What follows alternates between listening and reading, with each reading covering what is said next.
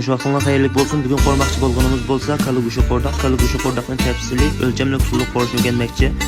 Shuni o'lchamli usulda qo'rishni o'rgansam mutadaydigan bo'lsa, unda qo'zdiqtingiz bu filmning davomida bo'lsin. Buni tafsili kurash orqali bundan foydalanib qo'rish uslubingizni o'zgartirib, musholatda qo'rib sinab boqsangiz bo'ladi. Şunun o'xshash dapanji va yoki qo'rdoqningki doğru qurishlarga ehtiyojingiz bo'lsa, ayrim usul qilsangiz so'ra bilan ta'minlab beraman. Aşxanamızın o'rnini ve ko'p do'stlar so'rab ketdilar. Aşxanamızın o'rni qayerda, bir tamoq yeb boqsak deydiganlar. Aşxanamızın o'rni bo'lsa, Xotan shahar Yuandong tash vazirning ichida ko'p Lagman degan aşxana kelsangiz, bunga o'xshash har xil tamoqlar chiqadi. Shundaq tamoqlarni yeb tetib boqsam bo'ldi deydigan do'st kelsangiz qarshi olaman. Ko'pchilik rahmat. Yana oxir deydiganim bo'lsa, shuningdek qo'rdoqni o'lchamli usulda qo'rib, rangi va yoki ta'mini ölçemlik mushalatga chiqarsam deydigan bo'lsa, unda bo'lsa bunun doğru qurishlarga ehtiyojingiz bo'lsa, men bilan aloqalashsangiz, doğru sotib olganlarga haqsiz qurish usulini o'rgatib qo'yaman.